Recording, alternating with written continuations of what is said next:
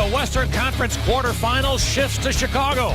With a 4-3 loss on Friday in Vancouver, the captain and the Hawks find themselves down 0-2 against the Canucks in this best-of-7 series. The Sedins and crew made the most of their home ice advantage. Can the Hawks do the same? Game 3 next from the West Side.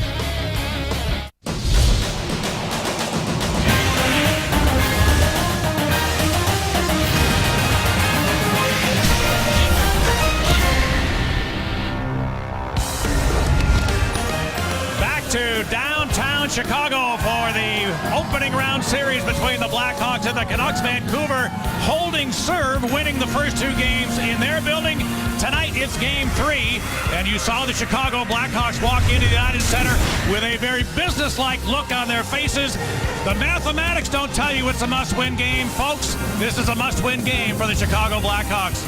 Welcome in, everybody. Pat Foley and Stevie Konroyd, glad to have you with us for a very important game 3. The Blackhawks offense has been struggling. In only 2 periods out of the first 6, they've been able to light the lamp. Yeah, they've been muzzled basically the first 2 games, and aside from Marian Hossa, they've been kind of quiet to close out the regular season. In this series, the only guy with a point, Patrick Kane. Fatigue may be a factor. Injuries probably come into play. I think the biggest reason is the play of Ryan Kessler against the Jonathan Toews line. He's been a great shutdown centerman, as has the top 4 defensemen for Vancouver. They have been fantastic. So as the Blackhawks upper echelon guys have been struggling, there has been a revelation. 22-year-old Ben Smith has 3 goals already. There's always feel-good stories in the NHL, and the feel-good story for Chicago is Ben Smith, a guy who scored the first goal of this series in that game number 2, going to the net hard, as he did in period number 3. In fact, this made it a 1-goal game. He brings energy, he brings a scoring touch, and you also see him on the penalty kill. Wouldn't surprise me at some point if we see him on the power play.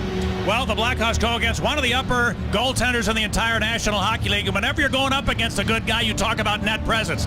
Invisible in game 1 from the Chicago side. A little bit better in game 2. It's got to get better in game 3. They've got to get more pucks to the net. They've got to get more bodies to the net, and one of the lineup changes tonight is going to be John Scott, who might not play an awful lot, but he certainly brings size at 6'8", almost 260 pounds. His job will be to be in front of that net when he gets out there. He's also a deterrent. Keep in mind the Vancouver Canucks have had 92 hits over the first 2 games. When you see a guy that big sitting on the bench, sometimes you think twice about making a big hit.